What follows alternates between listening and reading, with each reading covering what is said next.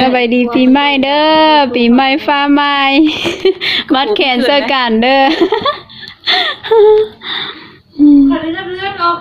เพราะว่าอยู่ไก่พ่อแม่เด้ก็เลยมัดแขนเสื้อกันสิบวิชาที่เหลือน่ะใจอย่าลอยไปน้ำปีเก้าเด้อขอให้สิ่งเฮียนเก่งสิ่งได้โอ้กูได้แล้วเอาอันมันคืนให้มันมันสิมันให้มึงเด้เอาอันเดียวนี่ก็ได้แล้วมันมัดฝ่ายมันมัดจะได้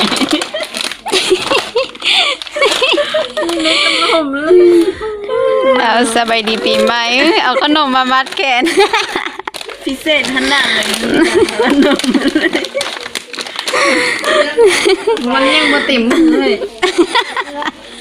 ใส่อันนี้คนพิเศษโอ้ยพรเนี่ยใดโอ้พรเนี่ยใดว่าไหมเฮ้ยมึงจะเห็นอย่างต่อวะนั่นของเสียงได้แล้วนะยังปีหน้าก็ได้เสียงอยู่เลย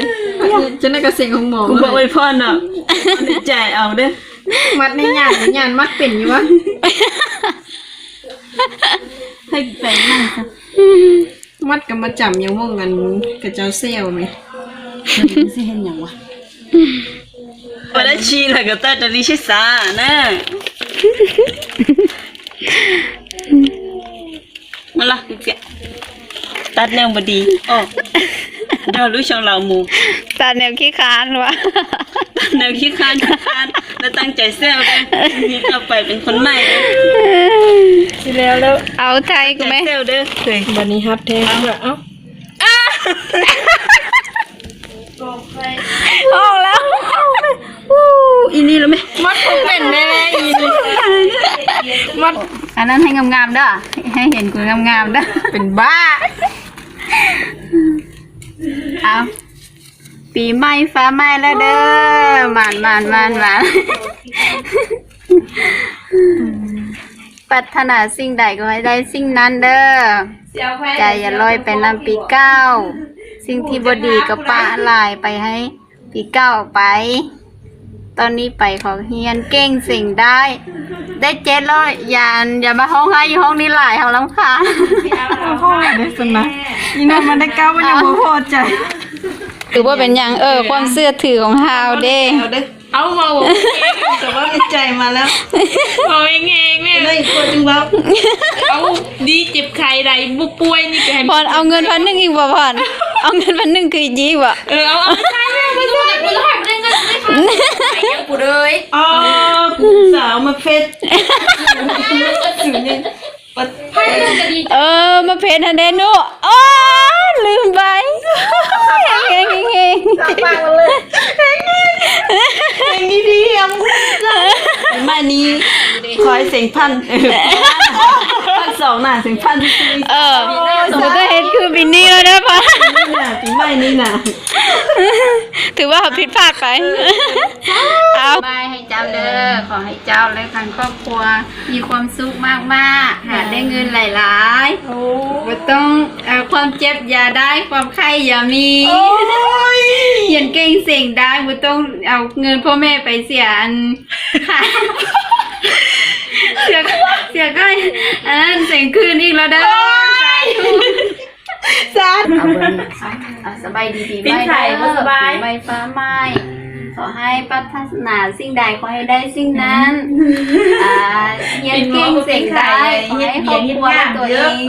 มีความสุขมากๆนะหาได้เงินหลายๆร่ำรวยเด้อจะเอาจึงได้นะอาศัยน้ำกันเด้อสบายกลัวมีอะไรจะได้ขอจึงได้อยู่น้ำกันนี่นะร่ำรวยเด้อสบายดีปีใหม่ให้เด้อถึงอยู่ไก่พ่อแม่กะอดทนเอาแกชนเด้อยายลามือที่นอนวางก็จะโฟดไล่มึงจอนอยู่เราเลยให้ยาห้องกันเลยกระไดปีนี้มาได้ข้าวดาวนำกันก็ยังเสียใจอะไรเลยได้ก็มาจริงใดขอได้จริงนั้นเด้อเป็นมู่นำกันอะไรปีไปก็ไปเด้อสาธุเต็มโอเคนี่เอาไปนี่ดิ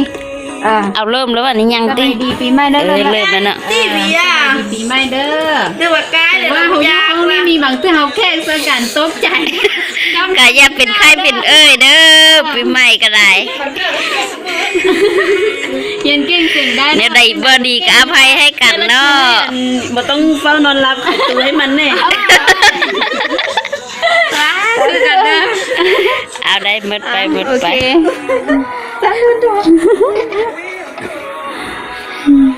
มาดีเหมือนกันอยู่ดีมีแฮงเห็นเก่ง กูบอกว่าภาษาลาวภาษามงเด้อยังโซเชียลแล้วก็เด้อแต่ยังได้เนี่ยtiến sĩ là sao nhìn như coi là học cha để tôi chia sẻ đó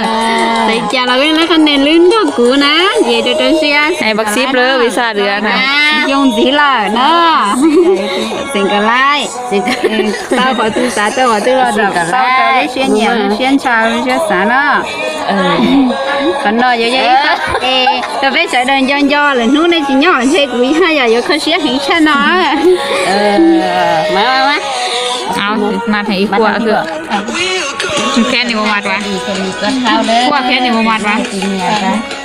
เอา แฮงเห็น ให้วันนี้ให้วันนี้ดีกว่าเขาปีใหม่ปีใหม่ก็มีสุขภาพแข็งแรงเดี๋ยวยังก็ประสบผลสำเร็จ ปฏิมาที่ไหนได้ที่มาเด้อ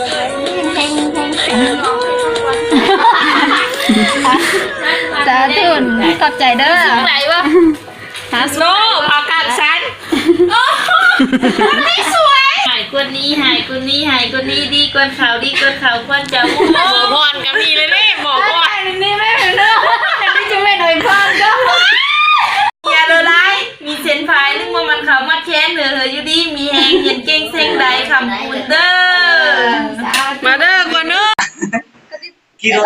lo debe. Rồi số xe đó sẽ đó đó học ở sẽ đó chúng chỉ có kiến nó cá nhân trong đó thì sẽ tôi giải thích đó tôi cho lúc xuyên nhẹ lúc xuyên sáng lúc xuyên sai cứ tôi nhẹ cả non đau tôi chỉ nhẹ lo à chả lo học ở chả lo sẽ đó chúng chỉ có kiến nó cá nhân trong sẽ tôi có tiêu lo ôn tôi cho lúc xuyên sáng tôi chỉ kiến mua kiến ra tôi chỉ kiến mua kiến đi nè Chân tao. học nông đi câu Là số hả? Thế không nhận đâu. À, cái nào cho nó thế nào? À, thôi khoa, nó chỉ có cái bài có đủ rồi. Xe là có chuyên chỉ có cái nó cái nó Còn thế nó có rồi rồi. à chỉ trong Chưa xe qua cho nó đi. Nó có lấy siêu năm có chừng trẻ nó từ lúc chỉ trong xe nó thì chuyên chỉ có chỉ từ nên chia rồi à chỉ trong chè mất phao ấy không cái cỡ cho you rồi à trong chè mất cho nó chỉ coi lúc này là ya toàn thế nữa còn chỉ có cái nó cái nhau trong có rồi đây chuyên chỉ có trong lúc chè mất chia thôi lúc trong chia một nè khi đâu tụi nó ra chưa lần đâu nè có chân chỉ tôi kể nó cá nhân trong có đi à vậy thảo cả chỉ tôi chỉ trong chè mỗi cho nó lúc trong là mua của ta ấy trong chia nó có sau đó chân chỉ tôi kể nó cá nhân trong chè mua chia nó lúc trong chia nó có yêu trên năng thiết yêu chùa mua khỏi trong xứ ấy tôi chỉ trong son chỉ có sắp bỏ nè ta lại xem xét lại tua bảo cho trên mình gọi lại trả lời do ý chung là lo cái gì à chỉ tao tăng chay tăng tua nhóc ta giải chỉ rong có trên nó lúc trong lào xem xét nó thọ bỏ cho thế chỉ mình chỉ kiến nó cái nhá rong lưu trên mua chia trên mua nó xem xét nè nè xem xét được con nè số cỏ trong xe tôi lại thì chỉ có thể nó cá nhân trong xã tao giả tư tao lúc xe nhẹ lúc xe sáng lúc xe sai tôi nhớ đây này thiết gì nó về bây giờ chỉ mua ít lúc trong ly và từ khi tè đi nữa thì xí mà với khi rất là quá cả du trong xe cả xe thôi lúc trong xe nè nó cái gì nhớ sau mà mua kinh cho xe cần đại sư cho bây giờ tao cho một trẻ cho xe này Chỉ nhớ sao mà chỉ lông cao. cái này cái thầu chỉ nó lông câu là ôi nó chỉ gì à chỉ hai còn cái xe đó